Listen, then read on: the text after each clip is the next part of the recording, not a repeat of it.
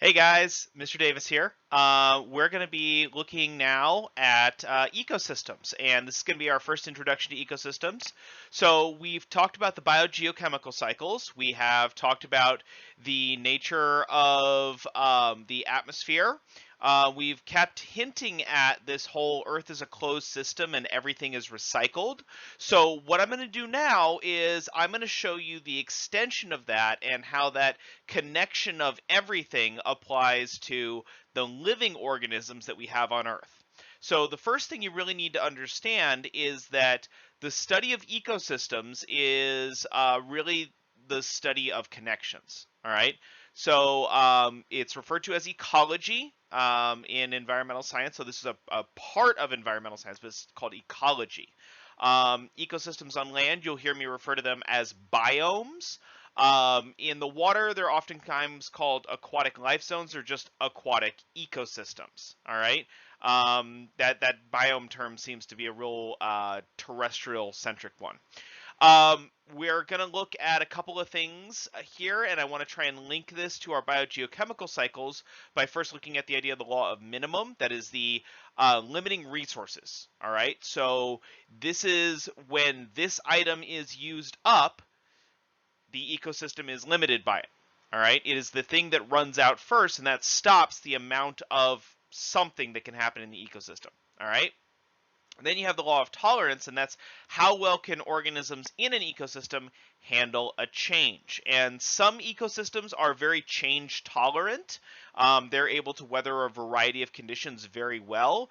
Other ecosystems have a very narrow band of what they can tolerate. So you've got a mountain lake here, and a lot of times with healthy deciduous or even healthy conifer forests around lakes like that, a lot of times they can handle a wide range of fluctuations in temperature, moisture, snowfall, all kinds of stuff like that. But then on the other side, you have a coral reef here, and coral can only handle a very narrow range of changes. If the pH changes, if the amount of light changes, if the amount of temperature of heat available changes, you can get some big problems with coral reefs, and they can bleach and die very easily. So we want to see how well different ecosystems handle that change, and that's tolerance of it.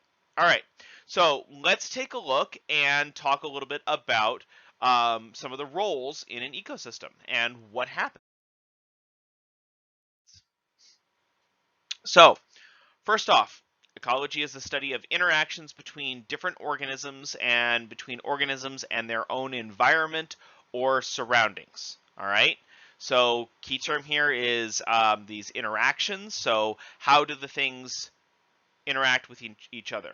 What's consumed? What's required? Those kind of things. You have organisms, and any organism is simply a living thing in the environment. All right.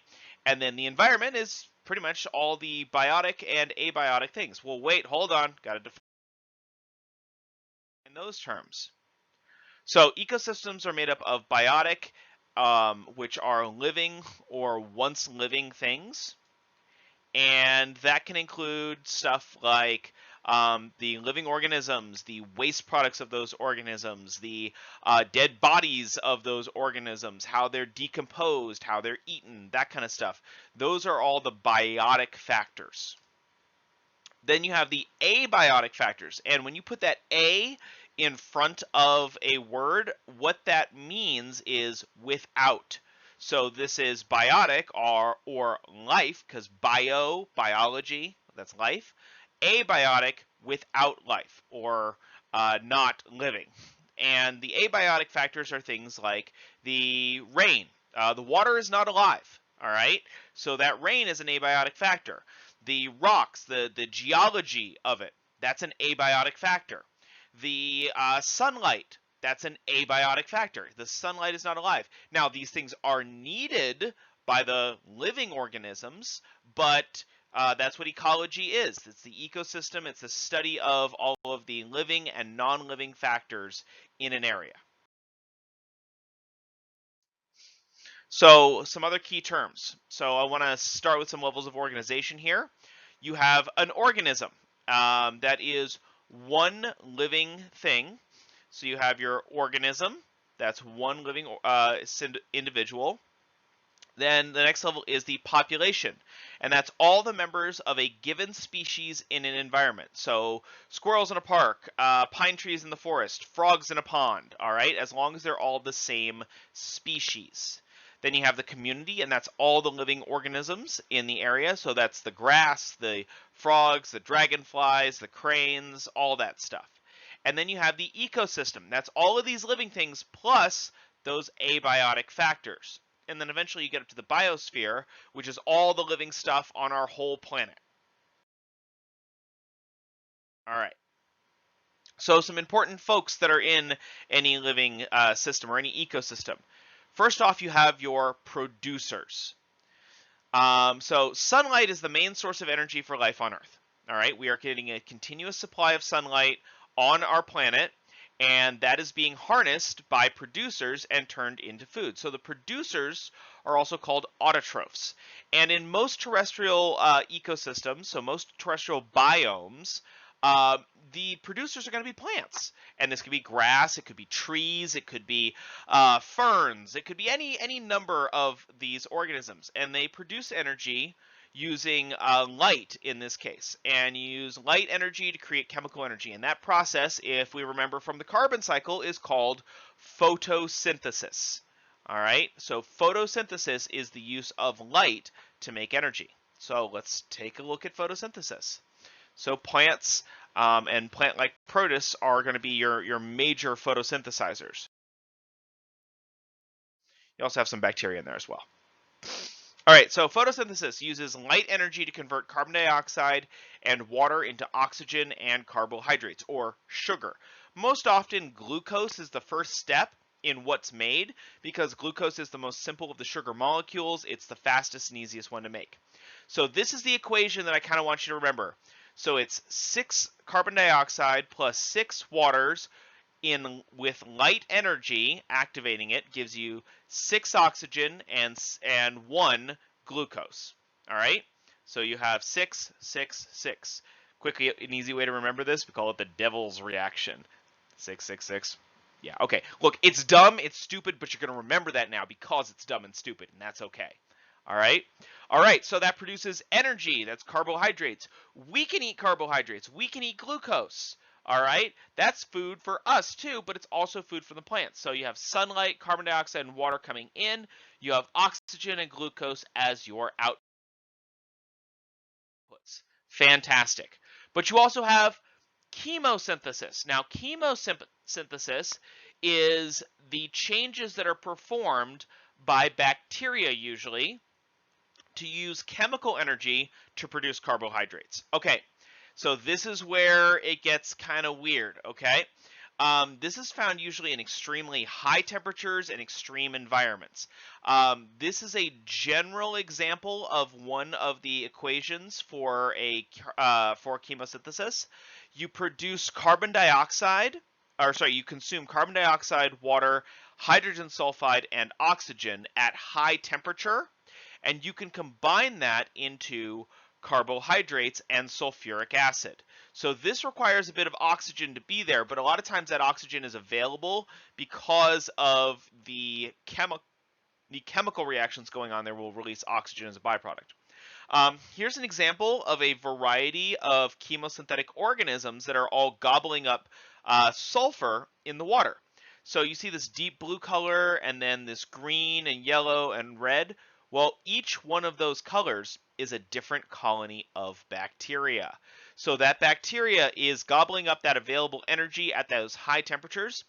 This water is very hot. If you were to hop in that pool, you would die. Yeah, it would kill you. First of all, it's basically sulfuric acid. Second, the water temperature is about 90 degrees Celsius. That's 10 degrees shy of boiling.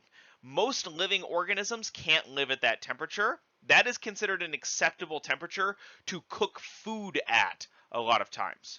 All right, this is an extremely high temperature and it is very, very dangerous for most known living organisms. But One day, somebody got the idea, hey, let's take a look inside this thing, and they were shocked to find life.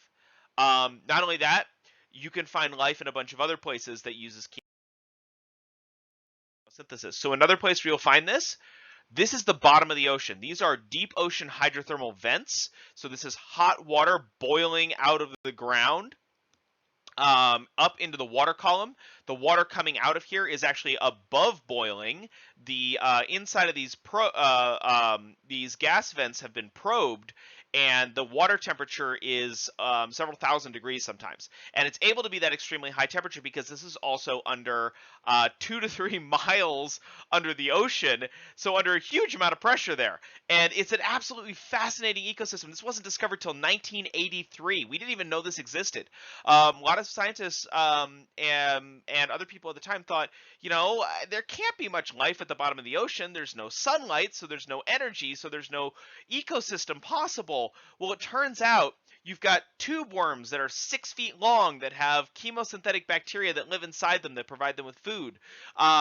You've got weird coral-like organisms that soak up this hydrogen sulfide, and they've got living organisms inside of them that break this stuff down. You've got these crabs that crawl around and grow bizarre kinds of bacteria and algae on their arms. These guys were just recently discovered. They actually have hair on their arms here, and they're called Yeti crabs because they're all white and they're hairy, like the Yeti or the abominable snowman. These are fascinating organisms that are unlike anything we found on the surface, and there's a big question in ecology and evolutionary biology right now that asks, is this maybe where life actually evolved? Is this actually maybe where the first living organisms, the first bacteria may have actually evolved in these weird places like hot springs or deep ocean geothermal vents, and then it moved to the surface? Because chemosynthetic bacteria are older than photosynthetic bacteria. So this is a really cool section here, but that's just one way that we can make food on Earth, harvesting available energy. All right. So, okay, producers make energy. That was all talking about producers there. That was whole ecosystems that are supported by these producers harnessing energy and making their own food. They're oftentimes called autotrophs because auto means on its own. So those are autotrophs. Now we have consumers, also called heterotrophs. All right. These are organisms that rely on other organisms for their food and energy. So you've got an autotroph here, which is the grass, which is using light to make food. And then you've got a heterotroph here, and that's the cow, and it's munching on that grass, and it's eating that. And then we eat the cow, and we also eat our vegetables. Eat your vegetables, kids. It's good for you. We eat the cow, we eat the vegetables, all those things. So we are heterotrophs as well. You are not able to absorb energy by photosynthesis. You are not able to perform chemosynthesis. So you are a heterotroph. And hetero means different. So that means different food. Something other than themselves is how they get that food. All right. So let's take a look at what's next then. All right, let's break down our heterotrophs. You guys should already know these terms, but let's go ahead and get a quick review. You've got your herbivores, and they're organisms that eat only plants. So this is a type of caterpillar. It eats the plants and eventually will produce a butterfly or a moth. Then you have animals that are carnivores. They eat only animals. And that's like this lion here, all right? Pantherus leo. This is the African lion, and it consumes other animals in order to eat. So those are carnivores. They eat only other animals and not. All right, guys. So if carnivores eat only meat and herbivores eat only plants, that covers everything, right? Well, do you eat only meat or do you eat only plants? I'm going to say no. So there is another group then. Those are things that will eat everything. And if we know our roots, everything is with the term omni. So Omnivores means all foods. These are things that will eat all foods. And so a bear is a good example of an omnivore. Grizzly bears in Alaska, something like 60 to 70% of their body mass is gained by eating fruits and berries and bushes and things like that. Whereas the last 30 to 40%, depending on their body mass, is gained by eating fish. And that's what they have to build up in terms of that body mass before they hibernate. Well, you guys, in order to be healthy, you should also kind of have something that's somewhat omnivorous. I'm not saying that you have to eat meat or things like that, but humans actually seem to thrive pretty well when we eat a wide variety of different things. And it gets a little weird because what you have to sometimes include, if you're going to say omnivore, are things that eat stuff that are just not strictly plants. And you can eat stuff that's not plants that's also not animals. And that actually brings us to our last group. These are things that eat only stuff that is breaking down. So those are our decomposers. So that breaks down dead organic matter. Well, one of the great examples of a decomposer is a mushroom. Mushrooms are not plants. They cannot photosynthesize. But they're also not animals because they have a cell wall, but their cell wall is made out of chitin. Or chitin or keratin, depending on the species. That's basically the same stuff that makes up insect exoskeletons or the stuff that makes up your hair and fingernails. They have a cell wall like plants, but they have all the proteins and behaviors of animals. So they're a very, very interesting group, and we eat them. That's part of that whole omnivorous thing. But they will actually eat decomposing matter, and they will grow on dead trees. They will grow in dead leaves. They live in the soil. They are commensalistic a lot of times with plants too. There's many species of fungus that actually feed off of the tissues in living plants, but they actually just feed off of excess sugars. They basically suck sap out of the plant, and in return they pump water into the plant. So they live commensally with the plant. They basically both benefit from that. So there's a mutualistic relationship there. So good example there is mushrooms as a decomposer. This will also include a lot of bacteria and things like that. All right, so there we go. Those are our big groups of organisms broken down by what they eat in our food, by what their food is in our ecosystems. So let's take a look then what this means in terms of energy. And so the first part we're going to talk about here is this concept of feeding interactions. And what you need to know about interactions from feeding is energy in an ecosystem only flows in one direction. All right, it only goes one way. All right, energy comes in from the sun. It goes to the producers, the autotrophs. Then the heterotrophs consume the autotrophs, and it goes that way. And then eventually the decomposers break them down, and they'll return nutrients, but the energy doesn't go back in.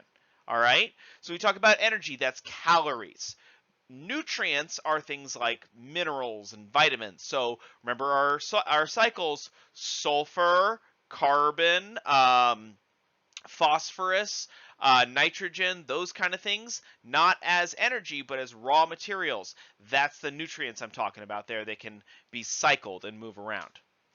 All right, so in a food chain, in a series of steps, which organisms transfer energy by being eaten and which ones transfer energy by eating? And that's what you're looking at in a food chain. So arrows in a food chain then will show how that energy is transferred. And I've got a little graphic for you. You'll start with the producer and you'll end with the top consumer. So here's an example. You start with grass, which is your producer.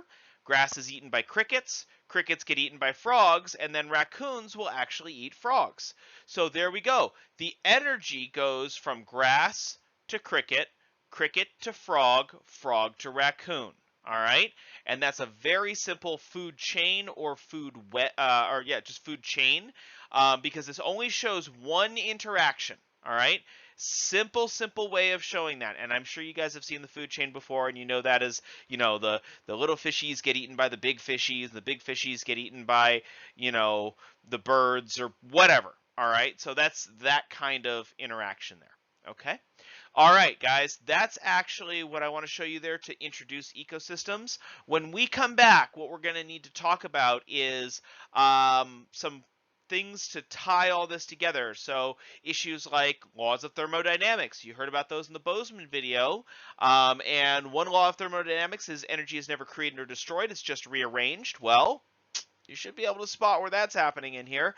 But our second law of thermodynamics, every time you have a change in energy, some of that energy is going to become unusable, not useful to the organism harvesting it. So what happens to that energy? Where does it go? And how much of it actually gets passed on up the food chain? So that's going to be a big part of the next lesson. All right, guys, that's all for today. I hope you have a great day, and I'll see you again soon. Bye, guys.